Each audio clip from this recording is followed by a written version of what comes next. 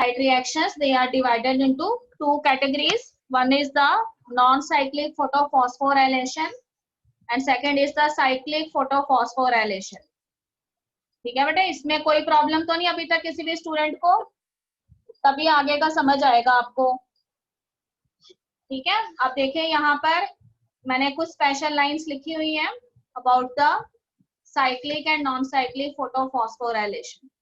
ठीक है, कल भी मैंने आपको बताया था कि साइक्लिक फोटोफॉस्फोराइलेशन जो है वो हमेशा कहाँ पर होती है? स्ट्रोमा लैमेले मेम्ब्रेन के अंदर होती है। ठीक है, नॉन साइक्लिक फोटोफॉस्फोराइलेशन जो है वो हमेशा कहाँ पर होगी? थैलाकॉइड की मेम्ब्रेन के अंदर होगी या ग्रेना की मेम्ब्रेन के अंदर होगी। ठीक है, तो यहाँ पे देखिए क्या लिखा है, द मेम्ब्रेन और the lamellae of the grana have both type of photosystems. ठीक है, क्योंकि वहां पे कौन सी वाली फोटोफॉस्फोराइलेशन होती है? नॉन साइक्लिक फोटोफॉस्फोराइलेशन होती है। और आपको पता है कि नॉन साइक्लिक फोटोफॉस्फोराइलेशन में दोनों ही फोटोसिस्टम्स होते हैं, photosystem 1b and photosystem 2b। तो इसलिए वो कहते हैं कि जो थैलाकॉइड की मेम्ब्रेन है या फिर जो ग्रेना की मेम्ब्रेन है उसके अंदर फोटोसिस्टम 1 भी प्रेजेंट है यानी P700 भी प्रेजेंट है and photosystem 2 which is P680 that is also present. ठीक है बेटे, जबकि हमें मालूम है कि साइक्लिक फोटोफॉस्फोराइलेशन कहाँ पर होती है? स्ट्रोमा लैमेले मेम्ब्रेन में होती है। तो स्ट्रोमा लैमेले मेम्ब्रेन जो है उसमें सिर्फ एक ही फोटोसिस्टम होता है and that photosystem is P700 और उसको हमने फोटोसिस्टम 1 का नाम दिया है। ठीक है बेटे, यहाँ पर फोटोसिस्टम 2 जो है वो प्रेजेंट नहीं होता। स्ट्रोमा लैमेले में फोटोसिस्टम 2 यानी P680 जो है वो एब्सेंट रहता है। और एक और चीज क्या है यहाँ पर कि NADP रिडक्टेज एंजाइम जो है वो भी यहाँ पर एब्सेंट रहता है। ठीक है बेटे, इसीलिए वो कहते हैं कि हमेशा जो साइक्लिक फोटोफॉस्फोराइलेशन होती है उसमें सिर्फ ATPs बनते हैं, जबकि जो नॉन साइक्लिक फोटोफॉस्फोराइलेशन है उसके अंदर ATP भी बनते हैं और NADPH भी बनते हैं बिकॉज उसमें NADP रिडक्टेज एंजाइम होता है। ठीक है, जबकि फोटोसिस्टम 1 जो कि किससे रिलेटेड है? साइक्लिक फोटोफॉस्फोराइलेशन से रिलेटेड है, वहां पर NADP रिडक्टेज एंजाइम नहीं होता, ना ही फोटोसिस्टम 2 होता है, इसलिए वहां पे सिर्फ क्या बनते हैं? ATPs बनते हैं। ये चीज कितने बच्चों को समझ आ गई है? हाँ जी, speak up, how many students get this?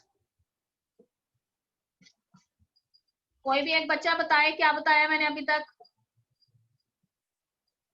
कोई भी एक स्टूडेंट बताए cyclic and non cyclic photophosphorylation की लोकेशन और एनर्जी रिच मॉलिक्यूल्स के बारे में मैंने क्या बताया?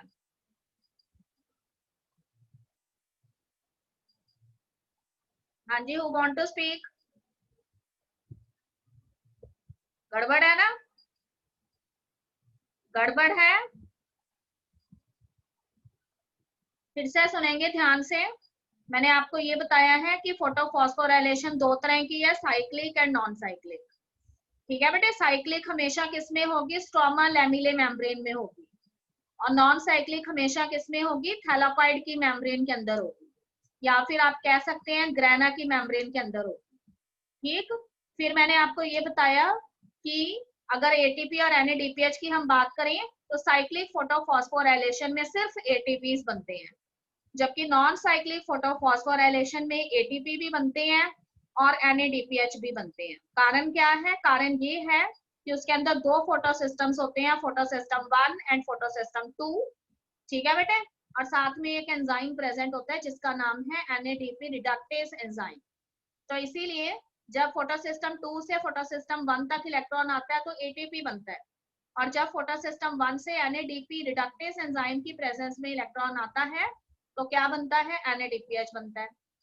ओके, एंड साइक्लिक में ऐसा कुछ भी नहीं है क्योंकि वहां पे सिर्फ एक ही फोटोसिस्टम है, फोटोसिस्टम 1 P700, इसलिए NADP रिडक्टेज एंजाइम वहां पे है ही नहीं, तो इसलिए वहां पे सिर्फ ATP बनती है। क्लियर है सारा कुछ? चले आगे।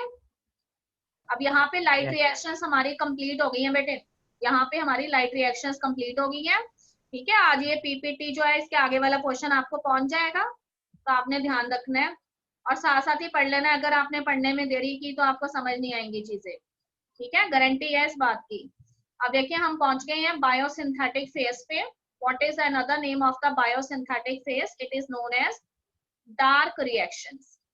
ओके बेटे, it is known as dark reactions. मेरी आवाज आ रही है आपको अच्छे से? Yes, my voice is audible बेटे? Yes ma'am. यस कट के तो नहीं आ रही है? No ma'am. अच्छा ठीक है, ओके बेटे। देखो नेक्स्ट टॉपिक हमारी एनसीईआरटी बुक के अकॉर्डिंग है, what are the AT where are the ATP and NADPH used.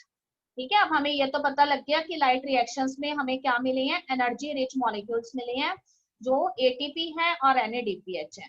तो कहते हैं कि ये एटीपी और एनएडीपीएच जो है वो कहाँ पर यूज होंगे। ठीक है, ये हमारा अगला क्वेश्चन है। तो हमें पता है कि लाइट रिएक्शंस जो है उसकी लास्ट इवेंट यही था, एनर्जी रिच मॉलिक्यूल्स की सिंथेसिस। तो अब वो कहता है कि जो लाइट रिएक्शंस है उस दौरान एनर्जी रिच मॉलिक्यूल्स बने हैं, एटीपी बने हैं, एनएडीपीएच बने हैं, और साथ में लाइट रिएक्शंस में कौन से मॉलिक्यूल रिलीज हुआ है, ऑक्सीजन मॉलिक्यूल रिलीज हुई है। ठीक है, ये आपको मालूम है वो ऑक्सीजन कहाँ से आई है, by the splitting of the water molecule oxygen gas निकली थी और वो ऑक्सीजन गैस किस में चलेगी, एटमॉस्फेयर में चलेगी। ठीक है, तो कहते हैं कि ये ऑक्सीजन गैस जो है ये तो क्लोरोप्लास्ट से एटमॉस्फेयर में डिफ्यूज हो जाती है। अब बच गए हमारे पास एटीपी और एनएडीपीएच। तो ये एटीपी और एनएडीपीएच जो है ये फिर डार्क रिएक्शंस के दौरान जो शुगर्स का फॉर्मेशन होना है या कार्बोहाइड्रेट्स का फॉर्मेशन होना है उसके दौरान ये यूज होते हैं। ठीक है, आपको बताया था कि लाइट रिएक्शंस को तो एनर्जी कहाँ से मिलती है, सनलाइट से मिलती है, पर क्योंकि डार्क रिएक्शंस जो हैं वो किस समय होती हैं, डार्क में होती हैं, रात के टाइम होती हैं, इसलिए वो कहते हैं कि उस टाइम सनलाइट अवेलेबल नहीं होती है।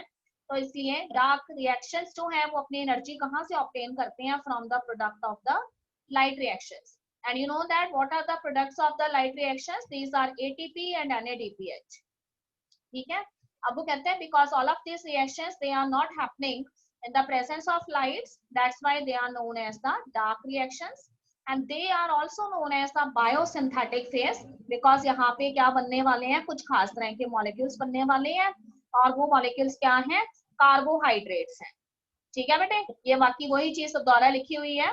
इन रिएक्शंस को हम डार्क रिएक्शंस इसीलिए कहते हैं क्योंकि ये सनलाइट पे डिपेंडेंट नहीं होती हैं, बल्कि ये किस पे डिपेंडेंट है, लाइट रिएक्शंस के प्रोडक्ट के ऊपर डिपेंडेंट है, जो कि एटीपी और एनएडीपीएच है।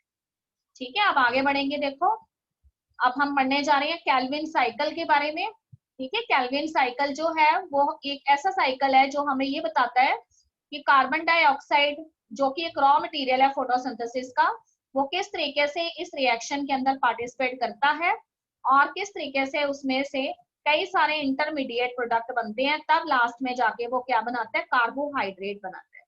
तो ये पूरा का पूरा पाथवे जो है उसे फर्स्ट टाइम जो है एक साइंटिस्ट के द्वारा एक्सप्लेन किया गया था, and his name is Melvin Kelvin. So in honor of that scientist, this cycle is known as Kelvin cycle. ठीक है बेटे, अब देखो यहाँ पे हमने लिखा है कि एटीपी और एनएडीपीएच जो है वो इस बायोसिंथेटिक फेज के अंदर यूज होते हैं, और क्या करते हैं, यूज होने के बाद इनकी एनर्जी जो है उससे कार्बन डाइऑक्साइड जो है वो वाटर मॉलिक्यूल के साथ कंबाइन करती है, और कंबाइन करने के बाद क्या देती है, कार्बोहाइड्रेट्स देती है। ठीक है, ये रिएक्शन हम लोअर क्लासेस से पढ़ते आ रहे हैं कि CO2 plus H2O it gives C6H12O6, और उसमें कुछ मॉलिक्यूल्स ऑक्सीजन के रिलीज होते हैं, ये हमें मालूम है। पर अब हम जानेंगे कि ये कार्बन डाइऑक्साइड सीधे वाटर के साथ रिएक्शन करके कार्बोहाइड्रेट नहीं बनाती, इसके बीच में भी एक लंबी चौड़ी कहानी है। ठीक है बेटे, तो यहाँ पे देखो कहते हैं कि साइंटिस्ट जो है उन्होंने ये फाइंड आउट करने की कोशिश की कि पूरी रिएक्शन जो है कार्बन डाइऑक्साइड की वो कैसे प्रोसीड करती है। ठीक है, कार्बन डाइऑक्साइड जो है उसका जब फर्स्ट टाइम फिक्सेशन होता है, जब first time carbon dioxide reaction में पार्टिसिपेट करती है, तो पहली बार बनने वाला प्रोडक्ट कौन सा होता है। ठीक है, ये तो नहीं कह सकते ना कि कार्बन डाइऑक्साइड जो है उसने वाटर के साथ रिएक्शन किया एंड तुरंत हमें क्या मिल गए, कार्बोहाइड्रेट मिल गए, ऐसे नहीं हुआ है, उससे पहले बहुत सारे प्रोडक्ट बने हैं। तो बहुत समय तक साइंटिस्ट जो है वो ये फाइंड आउट करने के लिए लगे रहे कि फर्स्ट टाइम जब कार्बन डाइऑक्साइड मॉलिक्यूल जो है वो रिएक्शन में पार्टिसिपेट करता है तो उससे सब पहली बार हमें जो प्रोडक्ट मिलता है वो कौन सा होता है। ठीक है, तो यहाँ पे देखिए उसने बताया कि इसके ऊपर जो पूरी रिसर्च थी वो साइंटिस्ट मेल्विन केल्विन के द्वारा की गई, और उन्होंने क्या किया, रेडियो एक्टिव कार्बन 14 आइसोटोप्स लिए और उसकी हेल्प से उन्होंने एल्गी के अंदर फोटोसिंथेसिस को स्टडी किया। ठीक है, फिर से सुनेंगे, केल्विन नाम के जो साइंटिस्ट थे उन्होंने ये फाइंड आउट करने की कोशिश की कि कार्बन डाइऑक्साइड का जब फर्स्ट टाइम फिक्सेशन होता है तो उससे कौन सा प्रोडक्ट मिलता है। तो उसके लिए उन्होंने अपनी रिसर्च के लिए कार्बन 14 आइसोटोप यूज किए और उसकी हेल्प से एल्गी के अंदर फोटोसिंथेसिस को स्टडी किया, तो उसके बाद उन्होंने एक डिस्कवरी की और उन्होंने ये बताया कि फर्स्ट टाइम कार्बन डाइऑक्साइड का जब फिक्सेशन होता है तो उस दौरान एक 3 कार्बन वाली ऑर्गेनिक एसिड बनती है, और ये 3 कार्बन वाली ऑर्गेनिक एसिड जो है उसका क्या नेम है, 3 फॉस्फोग्लिसरिक एसिड, या फिर हम शॉर्ट में उसको कह देते हैं पीजीए। ठीक है बेटे, 3 फॉस्फोग्लिसरिक एसिड और पीजीए। ठीक है, फिर से सुनेंगे। The scientist Calvin first time used carbon 14 isotope and studied photosynthesis in algae, and later he led to a discovery that first time when the molecule of carbon dioxide is fixed, the fixation product was a 3 carbon organic acid, and that 3 carbon organic acid is phosphoglyceric acid, or in short it is known as PGA। Okay बेटे, यहाँ तक clear है? अब देखिए आगे चलते हैं। तो उसके बाद वो कहते हैं कि साइंटिस्ट जो थे उनको ये तो पता लग गया कि कुछ ऐसे प्लांट्स हैं जिनके अंदर फर्स्ट टाइम कार्बन डाइऑक्साइड का जब फिक्सेशन होता है तो बनने वाला जो प्रोडक्ट है वो एक 3 कार्बन ऑर्गेनिक एसिड होती है जिसको पीजीए कहते हैं। ठीक है, but still the scientist they have not stop their research. ठीक है, अभी तक भी वो सेटिस्फाई नहीं थे।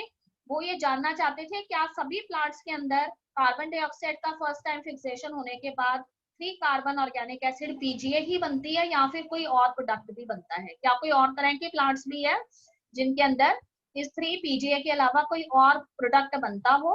तो इसलिए उन्होंने अपनी रिसर्च जो है उसको आगे जारी रखा, और उसके बाद उन्होंने देखा कि there is some another group of plants. ठीक है, कुछ और दूसरे तरह के प्लांट्स भी होते हैं और उनके अंदर भी उन्होंने कार्बन डाइऑक्साइड के फिक्सेशन को स्टडी किया। तो उन्होंने देखा कि उनके अंदर फर्स्ट स्टेबल प्रोडक्ट जो कार्बन डाइऑक्साइड के फिक्सेशन की वजह से बनता है वो अगेन एक ऑर्गेनिक एसिड है, पर यहाँ पर ये ऑर्गेनिक एसिड 3 कार्बन वाली ऑर्गेनिक एसिड नहीं है, उसकी जगह पे 4 कार्बन वाली ऑर्गेनिक एसिड है। और ये 4 कार्बन वाले ऑर्गेनिक एसिड को जब आइडेंटिफाई किया गया तो ये पता लगा कि ये 4 कार्बन ऑर्गेनिक एसिड कौन सी है, ऑक्सैलोएसिटिक एसिड। ठीक है बेटे, तो इसके बेसिस पे साइंटिस्ट जो है उन्होंने प्लांट्स को 2 कैटेगरीज में डिवाइड किया। ठीक है, कितने कैटेगरीज में डिवाइड किया, 2 कैटेगरीज में डिवाइड किया। ऐसे प्लांट्स जिसमें कार्बन डाइऑक्साइड का फिक्सेशन होने पर 3 carbon organic acid phosphoglyceric acid बनती है, उन प्लांट्स को C3 प्लांट्स कहा गया। और ऐसे प्लांट्स जिसमें कार्बन डाइऑक्साइड का फिक्सेशन होने पर एक 4 कार्बन वाली ऑर्गेनिक एसिड बनती है जो कि ऑक्सैलोएसिटिक एसिड है, उसको C4 प्लांट बोला गया। ठीक है बेटे, तो कितने तरह के प्लांट्स हैं according to the fixation of the carbon dioxide and its first stable product. There are 2 types of plant, those plants are called C3 plants where a 3 carbon organic acid phosphoglyceric acid is formed, whereas the other category is of the C4 plants where the first stable product was again an organic acid, but here that organic acid is a 4 carbon organic acid and that is known as oxaloacetic acid। ये चीज clear होगी बेटे सभी बच्चों को? हाँ जी, Yes, ma'am. Yes, यहाँ ma'am. तक क्लियर है? ओके, देखो यहाँ पे हमने क्या लिखा है, since carbon dioxide assimilation during photosynthesis was said to be of 2 main types, so those plants in which the first product of carbon dioxide fixation is a C3 acid। ठीक है बेटे, यहाँ पे ये C3 जो है इसमें C के नीचे 3 आएगा, मेरे को यहाँ पे इसमें पावर पॉइंट में ऐसे लिखने का पता नहीं लगा, ऐसे मैंने ऐसे लिखा है, पर आप याद रखेंगे। ठीक है, और इसको क्या नेम दिया गया है, C3 एसिड को पीजीए फॉस्फोग्लिसरिक एसिड का नेम दिया गया है। तो ऐसे प्लांट्स जिसमें पीजीए बनती है जो 3 कार्बन एसिड है वो C3 प्लांट है, और दूसरे ग्रुप ऑफ प्लांट ऐसे हैं जिसमें फर्स्ट प्रोडक्ट जो है कार्बन डाइऑक्साइड फिक्सेशन का वो एक C4 एसिड है और उसका नेम है ऑक्सैलोएसिटिक एसिड। तो इसीलिए इसको हमने बोला है C4 प्लांट, और इस पूरे पाथवे को हमने C4 पाथवे बोला। ठीक है बेटे, अब देखो आगे आ गए हम। अब वो कहते हैं कि उनको ये तो पता लग गया कि कार्बन डाइऑक्साइड का फिक्सेशन होने पे फर्स्ट स्टेबल प्रोडक्ट कौन सा बनता है। ठीक है, तो कुछ प्लांट में वो पीजीए बनती है और कुछ प्लांट में वो OAA बनती है, दैट इज ऑक्सैलोएसिटिक एसिड बनती है। ठीक है, अब साइंटिस्ट जो थे वो और रिसर्च कर रहे थे to understand the entire pathway of the dark reactions. ठीक है, डार्क रिएक्शंस में एग्जैक्टली होता क्या है उसको डिटेल में स्टडी करना चाहते थे। तो उसके बेसिस पे साइंटिस्ट जो है उन्होंने ये तो पता लगा लिया था कि ज्यादातर जो टेरेस्ट्रियल प्लांट्स हैं उनके अंदर C3 पाथवे चलता है और उसमें 3 carbon organic acid phosphoglyceric acid बनती है। ठीक है, अब वो कहते हैं कि पहली बार कार्बन डाइऑक्साइड से ये स्टेबल प्रोडक्ट तो बन गया जिसको हमने पीजीए बोला है, पर कार्बन डाइऑक्साइड जो है उसको पहली बार रिसीव किसने किया है, यानी उसका प्राइमरी एक्सेप्टर क्या है। ठीक है, तो आप देखिए बनने वाला प्रोडक्ट अगर 3 कार्बन ऑर्गेनिक एसिड है तो इसका मतलब उसका जो प्राइमरी एक्सेप्टर है कार्बन डाइऑक्साइड का, वो उसके बनने वाले प्रोडक्ट से कुछ कार्बन लेस होना चाहिए। तो साइंटिस्ट जो थे उनके माइंड में काफी समय तक ये बना रहा कि अगर प्रोडक्ट जो है वो 3 कार्बन ऑर्गेनिक एसिड है, इसका मतलब प्राइमरी एक्सेप्टर जो है वो 2 कार्बन वाला होना चाहिए। पर ऐसा कोई भी प्रोडक्ट, ऐसा कोई भी प्राइमरी एक्सेप्टर जो है वो साइंटिस्ट को नहीं मिला। ठीक है, एंड काफी सालों तक रिसर्च करने के बाद, ठीक है, साइंटिस्ट जो है उन्होंने ये फाइंड आउट किया कि कार्बन डाइऑक्साइड का प्राइमरी एक्सेप्टर यहाँ पे कोई 2 कार्बन कंपाउंड नहीं होता, बल्कि उसकी जगह पे एक 5 कार्बन कंपाउंड है जो फर्स्ट टाइम कार्बन डाइऑक्साइड को एक्सेप्ट करता है और उसके बाद क्या बनाता है, एक 3 कार्बन ऑर्गेनिक एसिड पीजीए बनाता है और वो 5 कार्बन कंपाउंड जो है वो यहाँ पे रूबुलोस बिसफॉस्फेट है। ठीक है बेटे, ये चीज कितने बच्चों को पता लगी है? यस, ये चीज कितने स्टूडेंट्स को पता लगी है और कितने स्टूडेंट्स के माइंड में अभी भी कंफ्यूजन है? फिर से सुनेंगे ध्यान से। मैंने आपको ये बताया कि साइंटिस्ट जो थे उन्हें ये तो पता लग गया कि कार्बन डाइऑक्साइड का जब फिक्सेशन होता है, ठीक है, तो या तो 3 कार्बन वाली एसिड बनती है या 4 कार्बन वाली बनती है। अगर 3 कार्बन वाली बनती है तो फिर उसको C3 प्लांट कहते हैं और वो एसिड कौन सी है, ठीक है, फॉस्फोग्लिसरिक एसिड है। और अगर 4 कार्बन वाली बनती है तो इसका मतलब वो C4 प्लांट है और एसिड कौन सी है, ऑक्सैलो एसिटिक एसिड है। ठीक है, ये तो प्रोडक्ट की बात है कि कार्बन डाइऑक्साइड का फर्स्ट स्टेबल प्रोडक्ट कौन सा है फिक्सेशन के बाद। अब वो कहता है कि कार्बन डाइऑक्साइड जो है वो कितने सारे स्टेप्स में से पास हुई है ना, तो उसमें पहली बार जिसने कार्बन डाइऑक्साइड को रिसीव किया यानी उसका जो प्राइमरी एक्सेप्टर था वो कौन सा था, ये भी साइंटिस्ट फाइंड आउट करना चाहते थे, जिसकी वजह से ये फर्स्ट प्रोडक्ट बना। ठीक है, तो उन्होंने एक अनुमान लगाया अपने माइंड में कि अगर बनने वाला प्रोडक्ट 3 कार्बन वाला ऑर्गेनिक एसिड है, इसका मतलब उसका प्राइमरी एक्सेप्टर जो है वो 2 कार्बन वाला होना चाहिए। पर they have spent so many years और ऐसा कोई भी 2 कार्बन कंपाउंड उन्हें नहीं मिला और अंत में उन्हें क्या पता लगा कि कार्बन डाइऑक्साइड का प्राइमरी एक्सेप्टर कोई 2 कार्बन कंपाउंड नहीं होता, उसकी जगह पे एक 5 कार्बन कंपाउंड होता है और उस 5 कार्बन कंपाउंड का नेम क्या है, रूबुलोस बिसफॉस्फेट। ठीक है बेटे, या फिर इसको शॉर्ट में हम कहते हैं rubisco. In short, it is known as Rubisco, and what is its full name? Rubulose bisphosphate. All right. अभी देखो और डिटेल में हम जाएंगे। ये आपको फ्लो चार्ट नजर आ रहा है, तो आपको बताया था मैंने फ्लो चार्ट जो है वो हमें एंटायर पाथवे बताता है कि कार्बन डाइऑक्साइड कितने स्टेप्स में से पास हुई है और कौन कौन से प्रोडक्ट बने हैं और लास्ट में वो कहते हैं कि हमें कार्बोहाइड्रेट या ग्लूकोज कैसे मिले। ठीक है बेटे, तो आप ध्यान से देखेंगे सारे बच्चे। तो कहते हैं कि साइकिल जो है, ये पूरा साइकिल जो है इसको मेल्विन केल्विन नाम के साइंटिस्ट जो है उन्होंने डिस्कवर किया था और इसको केल्विन साइकिल के नेम से हम जानते हैं। ये हमें ये बताता है कि फोटोसिंथेसिस के दौरान कार्बन डाइऑक्साइड जब वाटर के साथ रिएक्शन करती है तो कितने तरह के इंटरमीडिएट प्रोडक्ट बनाती है, जिससे कि लास्ट में क्या होता है, ग्लूकोज बनता है। ठीक है, आप ध्यान से सुनेंगे। मैं यहाँ पे कितने कार्बन डाइऑक्साइड मॉलिक्यूल्स को एंटर कर रही हूँ, 3 कार्बन डाइऑक्साइड मॉलिक्यूल्स को एंटर कर रही हूँ। तो देखो 3 कार्बन डाइऑक्साइड मॉलिक्यूल्स यहाँ पर एंटर होते हैं।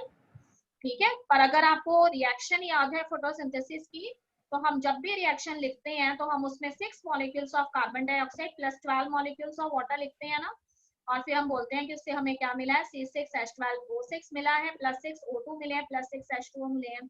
यही हमारी फोटोसिंथेसिस की रिएक्शन है। तो साइकिल में अगर मैं 3 मॉलिक्यूल कार्बन डाइऑक्साइड के एंटर कर रही हूँ, इसका मतलब मुझे ये साइकिल कितनी बार चलाना पड़ेगा, 2 बार।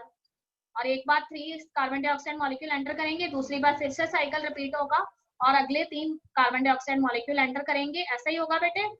अब देखो यहाँ पर, देखो 3 मॉलिक्यूल्स कार्बन डाइऑक्साइड की जब एंटर होते हैं तो कहते हैं कि फर्स्ट जो प्रोडक्ट बनता है वो 6 मॉलिक्यूल्स बनते हैं, किसके, 3 फॉस्फोग्लिसरेट के, जिसको हम 3 फॉस्फोग्लिसरिक एसिड भी कह सकते हैं। ठीक है, और उसके बाद वो कहते हैं कि ये 6 मॉलिक्यूल्स जो 3 फॉस्फोग्लिसरिक एसिड के बने हैं वो फिर आगे जाकर कुछ टाइम बाद एक दूसरे इंटरमीडिएट प्रोडक्ट में कन्वर्ट हो जाते हैं, और उसके भी कितने मॉलिक्यूल्स हमें मिलते हैं, 6 मॉलिक्यूल्स मिलते हैं। And what is that intermediate product? G6. It is 6 molecules of 1,3-bis-phosphoglycerate.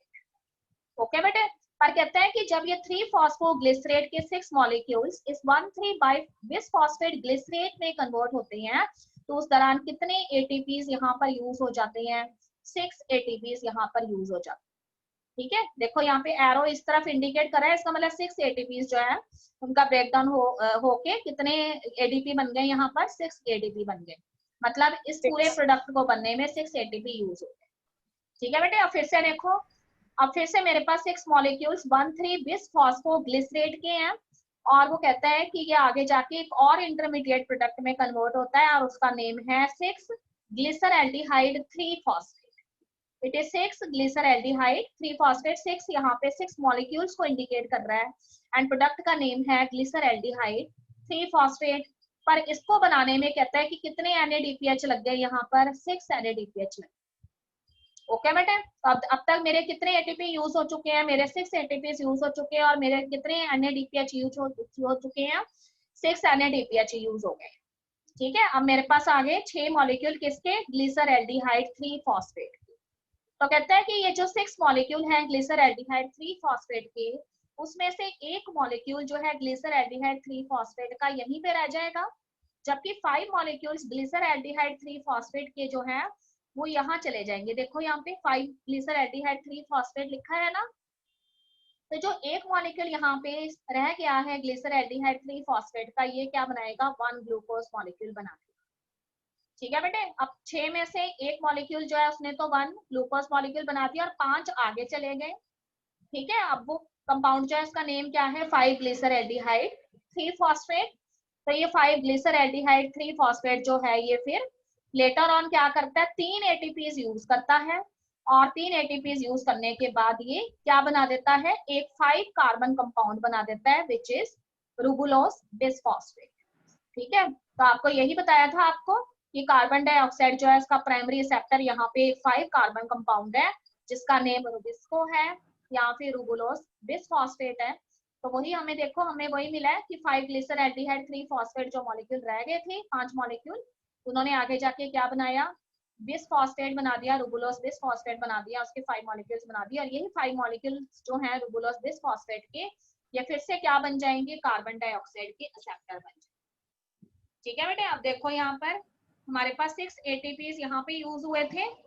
ठीक है, और यहाँ पे देखिए फिर हमारे पास 6 NADPH यूज हुए थे, और यहाँ पे हमारे पास जो है कितने और एटीपीज यूज हुए? 3 एटीपीज यूज हुए। अब बताइए मुझे कुल एटीपीज कितने यूज हुए हैं? बताइए टोटल एटीपीज कितने यूज हुए इस पूरे साइकिल में? मैम 9. 9 हुए हैं। ठीक है बेटा, 6 देखो ऊपर नजर आ रहे हैं आपको, 6 एटीपी ऊपर नजर आ रहे हैं, आप 3 यहाँ पे देखिए साइड में। ठीक है, 9 हो गए।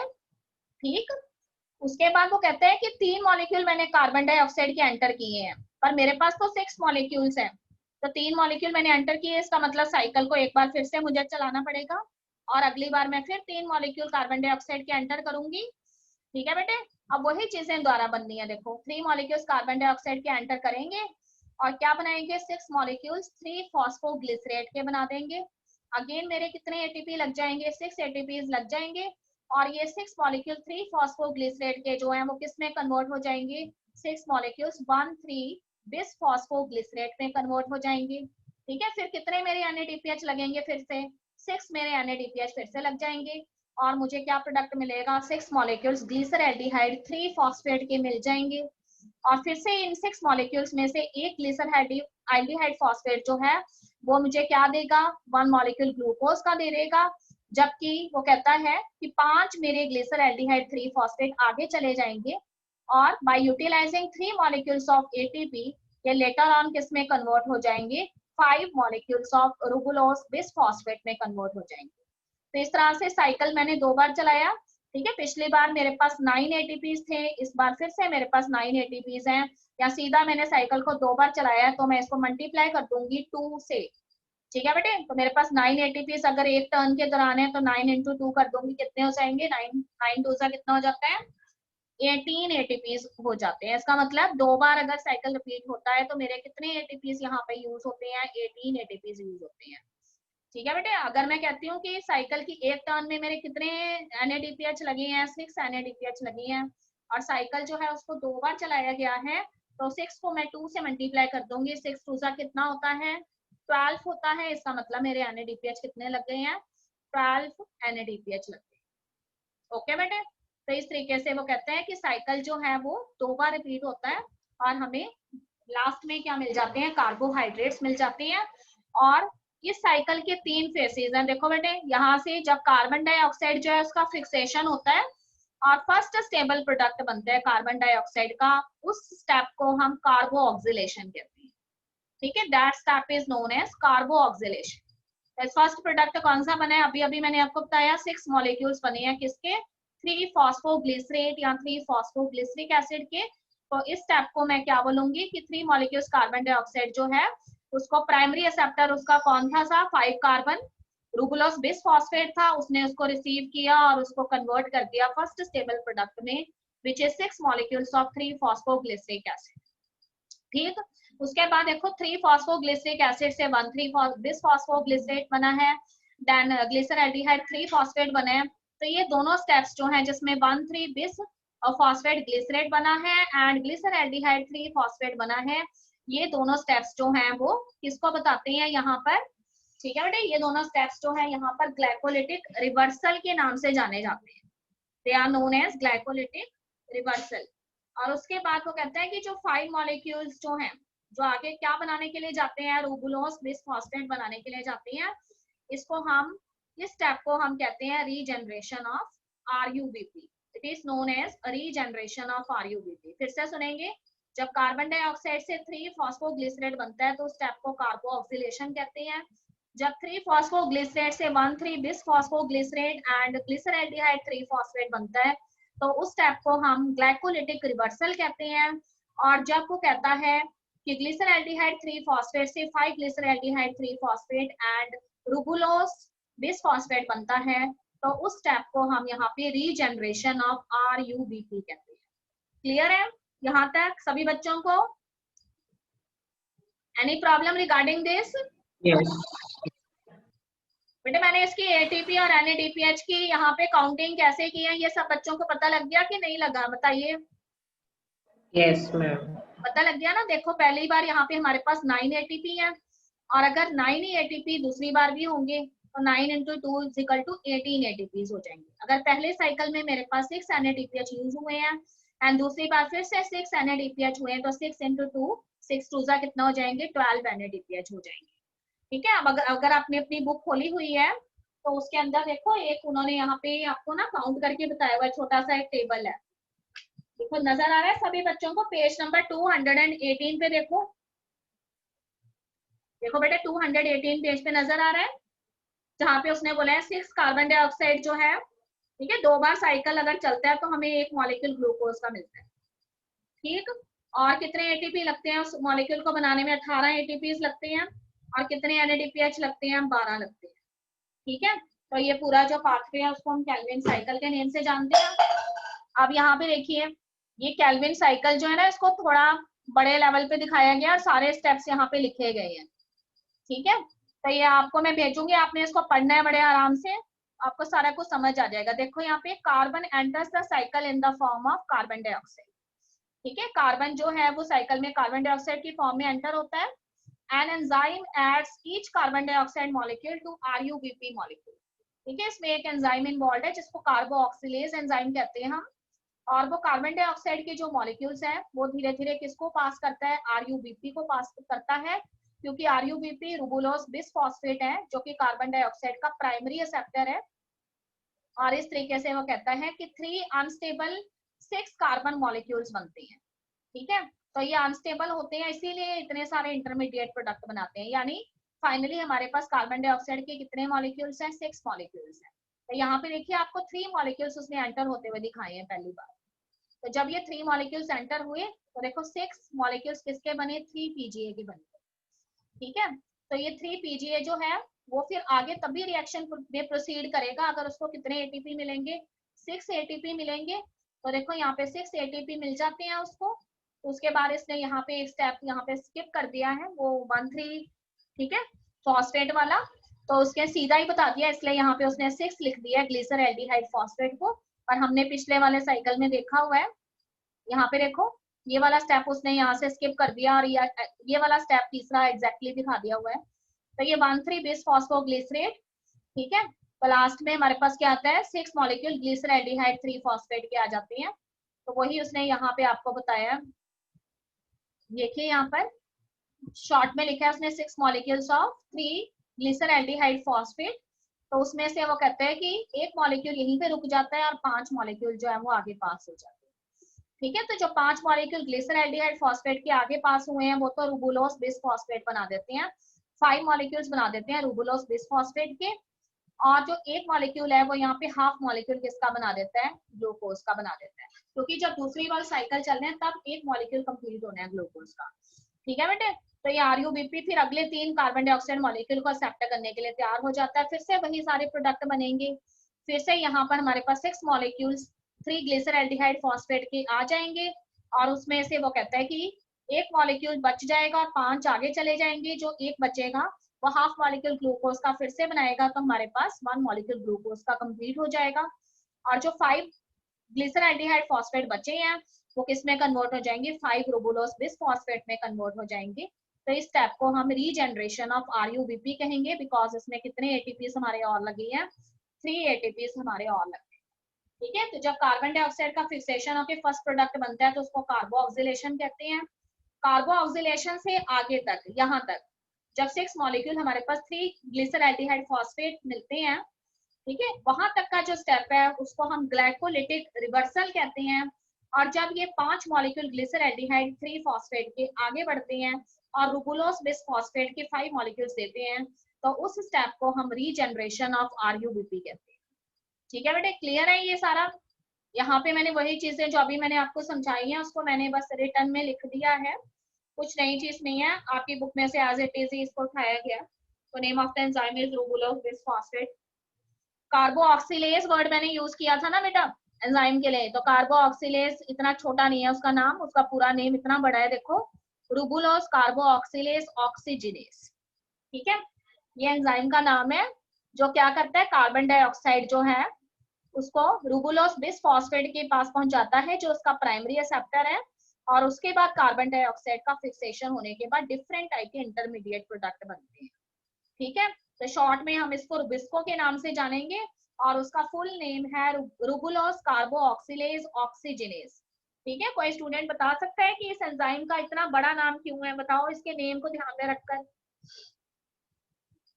हाँ जी, एनी आइडिया कि why Rubisco is known as rubulose carboxylase oxygenase?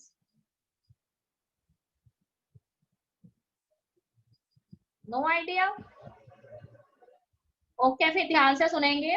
देखो बेटे एंजाइम का नाम कार्बोऑक्सीलेज ऑक्सीजिनेस इसलिए है क्योंकि वो कहता है कि कार्बन डाइऑक्साइड या ऑक्सीजन गैस में से जिस भी गैस की कंसेंट्रेशन एटमॉस्फेयर में ज्यादा हो जाए, ठीक है, या फोटोसिंथेसिस के दौरान अगर एंजाइम को कोई भी यहाँ पर ज्यादा मिल जाती है कंसेंट्रेशन किसी भी गैस की, अगर कार्बन डाइऑक्साइड की मिल जाएगी तो ये कार्बोऑक्सीलेज बन जाएगा, यानी कार्बन डाइऑक्साइड का फिक्सेशन करने लगेगा। और अगर इसे ऑक्सीजन की कंसेंट्रेशन ज्यादा मिल जाए तो उस केस में ये कार्बन डाइऑक्साइड को छोड़ देगा और ऑक्सीजनेस की तरह बिहेव करने लगेगा, ठीक है। तो इसका ये किस तरह की एक्टिविटी शो करेगा ये इस बात के ऊपर डिपेंड करता है कि पर्टिकुलर गैस का पार्शियल प्रेशर कितना है। अगर CO2 का पार्शियल प्रेशर ज्यादा होगा तो फिर ये कार्बोऑक्सीलेज की तरह बिहेव करेगा, फोटोसिंथेसिस होगी, ठीक है। और अगर कहते हैं कि ऑक्सीजन की कंसेंट्रेशन बढ़ जाए तो उस केस में रुबिस्को एंजाइम ऑक्सीजिनेस बन जाएगा और कार्बन डाइऑक्साइड को छोड़ देगा। और अगर ये कार्बन डाइऑक्साइड के साथ नहीं बाइंड करेगा इसका मतलब गड़बड़ हो जाएगी, ठीक है। कार्बन डाइऑक्साइड वाटर के साथ कंबाइन नहीं कर पाएगी और ना ही कार्बोहाइड्रेट बनेंगे तो फोटोसिंथेसिस नहीं हो पाएगी, ठीक है। तो चैप्टर के लास्ट में आप एक बहुत ही इंपॉर्टेंट कंसेप्ट के बारे में पढ़ेंगे जिसे हम फोटो रेस्पिरेशन कहते हैं, और वो कंसेप्ट आपको ये बताएगा कि 100% कार्बन डाइऑक्साइड जो है वो कार्बोहाइड्रेट नहीं बनाती। कई बार ऑक्सीजन की कंसेंट्रेशन ज्यादा होने की वजह से जो रुबिस्को एंजाइम है वो गड़बड़ कर जाता है और वो पूरी की पूरी कार्बन डाइऑक्साइड जो है उसको कार्बोहाइड्रेट में कन्वर्ट नहीं करता, बीच में ऑक्सीजन के साथ भी कंबाइन कर जाता है और कुछ अननेसेसरी प्रोडक्ट बन जाते हैं इसलिए जितने भी टेरेस्ट्रियल प्लांट है हमारे, वो सारे के सारे टेरेस्ट्रियल प्लांट जो है वो हमें 100% फोटोसिंथेट्स नहीं देते, हमें फोटोसिंथेट्स जो है वो लगभग 95% तक मिलते हैं, और 5% कार्बन डाइऑक्साइड वेस्ट चले जाती है। इस प्रोसेस को हम फोटो रेस्पिरेशन कहते हैं। ठीक है, तो हमेशा याद रखिए कि C3 प्लांट ऐसे प्लांट जिनके अंदर first stable product carbon dioxide का 3 कार्बन ऑर्गेनिक एसिड PGA है, उन प्लांट्स को हम C3 प्लांट्स कहते हैं। उसमें ये प्रोसेस फोटो रेस्पिरेशन देखा जाता है, जबकि C4 प्लांट्स के अंदर फोटो रेस्पिरेशन का प्रोसेस नहीं होता, उसमें 100% कार्बन डाइऑक्साइड यूज होती है और 100% ही कार्बोहाइड्रेट्स बनते हैं। ठीक है बेटे, तो C4 प्लांट्स में हम एग्जांपल याद रखेंगे। यहाँ पे शुगर केन का जो प्लांट है वो C4 प्लांट का एग्जांपल है। जितनी ज्यादा धूप पड़ेगी ना, जितनी ज्यादा यहाँ पे शुगर केन जो है वो एक ऐसा प्लांट है जिसे बहुत ज्यादा सनलाइट पसंद है। ठीक है, जितनी ज्यादा गर्मी पड़ेगी उतना ही ज्यादा हमारा जो गन्ना होता है, शुगर केन होता है, मोटा होता जाएगा और उतनी ज्यादा उसके अंदर चीनी भर जाएगी। ठीक है, तो शुगर का कंटेंट इस बात के ऊपर डिपेंड करता है कि शुगर केन का स्टेम कितना मोटा है, और शुगर केन का स्टेम मोटा किस हिसाब से होगा, जितनी ज्यादा उसको सनलाइट मिलेगी। तो हमारे पास C4 प्लांट ऐसे प्लांट होते हैं जो हार्श कंडीशंस में भी अच्छे से सरवाइव करते हैं और मैक्सिमम फोटोसिंथेट्स देते हैं, जबकि C3 प्लांट्स ऐसे प्लांट होते हैं जो 95% तक फोटोसिंथेसिस करते हैं, फोटोसिंथेट्स देते हैं, पर 5% उनमें रेस्पिरेटरी लॉसेस देखे जाते हैं, जिन्हें हम फोटो रेस्पिरेशन कहते हैं। ओके बेटे, ये चीज क्लियर है? आज बस यहीं तक करेंगे और आज सारे बच्चे केल्विन साइकिल पढ़ लेंगे। ठीक है, केल्विन साइकिल आज ही पढ़ेंगे सभी स्टूडेंट। अगर फिर भी कभी इसमें फिर से डाउट हो जाता है, हम फिर से ले लेंगे इस टॉपिक को। ठीक है, बिकॉज इसमें से हमें एक 3 मार्क क्वेश्चन आ जाएगा हाफ ईयरली में। ठीक है, अभी तक देखो हमारे पास कितने क्वेश्चन रेडी हो गए हैं। Differentiate between cyclic and non cyclic photophosphorylation, what is that scheme of photosynthesis, describe the process of Calvin cycle. ठीक है, कितने क्वेश्चन आपके सामने बने बनाए हैं, खुद ही बोल रहे हैं मुंह से कि हम क्वेश्चन है, फिर भी नहीं तुम्हें पता लग रहा। ठीक है, तो आज ही पढ़ लेंगे सारे बच्चे, और ये क्वेश्चंस जो हैं उसको अपने माइंड में प्रिपेयर करके रखेंगे। अगर